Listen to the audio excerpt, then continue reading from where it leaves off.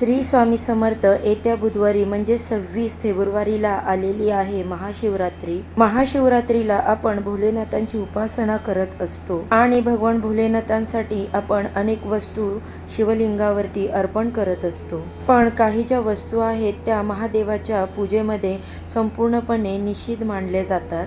या वस्तू जर आपण अर्पण केल्या तर याचे अनेक वाईट दुष्परिणाम आपल्याला भोगावे लागतात. या वस्तू चुकूनही आपण शिवलिंगावरती अर्पण करायच्या नाहीत. तर या वस्तू कोणत्या आहेत याबद्दलची आपण माहिती घेणार आहोत. जर तुम्हाला ही माहिती आवडली तर नक्कीच चॅनेलला सबस्क्राईब करा. शिवलिंगावरती या 3 वस्तू चुकूनही अर्पण करू नये.